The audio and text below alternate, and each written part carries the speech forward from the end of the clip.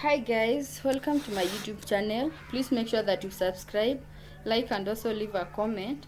We are going to discuss about comparative anatomy and physiology of vertebrates, and under that we are going to discuss the vertebrate sheath, the vertebrate heart and the vertebrate kidney. And we are going to start with the vertebrate teeth. So teeth are used to determine the diet of a vertebrate, or they can also be used to determine the age of an animal or vertebrate, and that is what is used in tracing the evolution. So the teeth like structures in agnathans, which are lampreys and hagfish, are not the true teeth, but they resemble the horny projection of a tadpole. For example, you can see in lampreys, they look like teeth, but they are just projections that look like teeth. So from there we are going to look at the comparison of teeth in vertebrates. So the teeth in cartilaginous fishes are attached to the skin, while those of most vertebrates are fixed on the bone of the jaws. So here is the difference. The cartilaginous fishes' teeth are attached to the skin, while those of most vertebrates like humans are fixed on the bone jaws. So most vertebrates replace their teeth continuously throughout their lifetime, and these vertebrates are called polyphyodonts. So most mammals and mammal-like reptiles have two sets of generation of teeth, that is, the milk teeth and the permanent teeth. And these mammals and mammal-like reptiles are called the diphyodont. Most fishes have same sized, or the teeth of the same size, and hence they are called the homodonts. Some fishes have their teeth attached to the margin of the jaws, while some have their teeth attached and fused to the jawbone. Hence, they are called acrodont. So, a point to note is that acrodont teeth are not shed. Amphibian have small, simple teeth. Reptiles have homodont teeth, which homodont teeth are teeth of the same size, and they perform similar functions. Mammals have heterodont teeth, which are teeth that perform different functions and have different forms. From there, we are going to look at the different types of teeth. We have said that acrodont teeth are fused to the jawbone, and you can see in the picture that they are fused in the jawbone. We have said that homodont teeth are teeth of the same size. They look the same. They perform the same function. For example, teeth in crocodiles. So you can see in the picture, they just look the same. From there, we are going to discuss about the vertebrate heart. So we are done with the vertebrate teeth, and we are going to look at the vertebrate heart. So in vertebrates, the heart is divided into two major chambers, so the atrium and the ventricle. The atrium pumps blood from veins to the ventricle, while the ventricle pumps blood into the arteries. Amphibians, birds and reptiles have an additional chamber that is called sinus venosus, and this sinus venosus receives blood from the veins and acts as a reservoir for the atria. In mammals and birds, sinus venosus occurs only in embryos, but it does not persist to the adult life. Fish have another chamber that is called bulbous. Bulbous, there is a mistake in the spelling. Bulbous arteriosus that receives blood from the ventricles. So vertebrates vary in the number of major heart chambers, which is the atria and the ventricles. The number of those chambers increase as they move from the primitive life to the more advanced group. For example, fishes are the more primitive, so they have two chambers. Amphibians and reptiles have three, while birds and mammals have four chambers. Increase in the number of chambers is achieved by the division of atrium and ventricle into two halves, and this allows the one half of the chamber to pump oxygenated blood as the other pumps the deoxygenated blood, and that is what is called the double circulation, for example in mammals. So in fish, the chambers are arranged or they are arranged linearly. That is, the deoxygenated blood enters the sinus venosus, then the atrium, and finally the ventricle, from where it is pumped to the bulbus arteriosus, and finally to the gill, and that is what is called the single circulatory loop.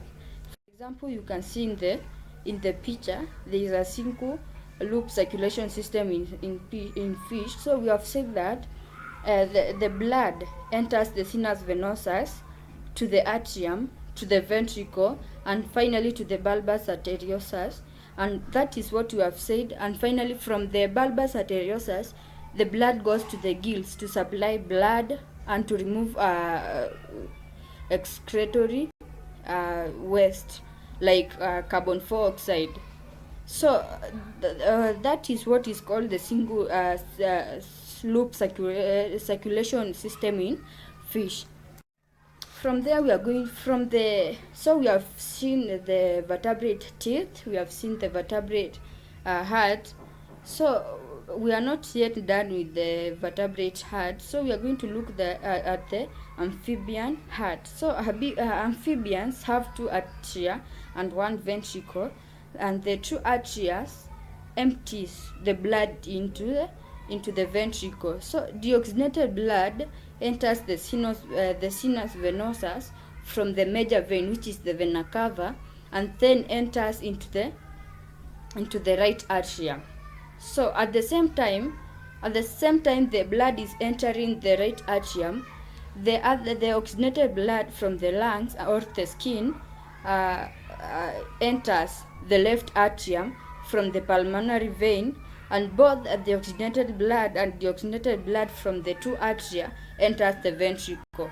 So although amphibians have one ventricle, there are some structures that reduce the mixing of deoxygenated blood and oxygenated blood, and most of the oxygenated blood leave from the dorsal aorta, while deoxygenated blood go to the lungs and the skin through the the cutaneous artery.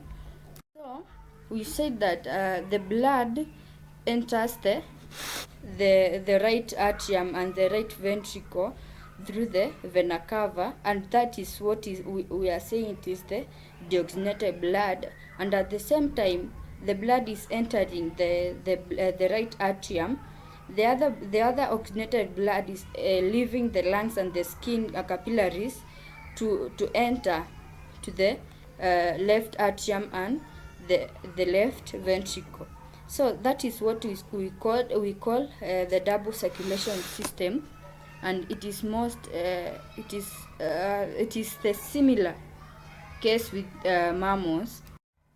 So the hearts of most reptiles are similar to those of amphibians, except that the sinus venosus is fused with the right atrium, and the ventricle is more divided. So the main difference is that the sinus venosus is fused with the right atrium and the ventricle is more divided. So like for example, crocodiles and alligators have ventricle is completely divided, so they have 4 chambers. In birds and animals, there are also 4 chambers with complete separation of deoxygenated blood from oxygenated blood. And we've seen we can see the blood circulation in mammals. We've said that deoxygenated blood do not mix with the oxygenated blood, so they are completely separated. You can see the 4 chambers. So it is more advanced in mammals. So blood circulation or the heart are more advanced in mammals because they have 4 chambers. The oxygenated blood do not mix with the deoxygenated blood, calling urogenital system. So from there we are going to look at the developmental stages of kidney, and there are basically 3 stages, which are pronephros, mesonephros, and metanephros. So the pronephros is the first to appear and is located interior in the body. So it becomes the persistent kidney in hagfishes. In all vertebrates, it degenerates during development, and it is replaced by a more centrally located and a more structurally advanced, which is called the mesonephros. So the mesonephros becomes more persistent kidney in adult fish and amphibians, and in the developing embryos of reptiles, birds, and animals. Mesonephros is replaced by metanephros, which is more advanced than mesonephros. So we can see in the picture the developmental stages of kidney. We've said that the pronephros is the first one. We come to the mesonephros, and finally the metanephros. You can see the pronephros is not more advanced as compared to the mesonephros, and also the mesonephros are not more advanced as compared to the metanephros.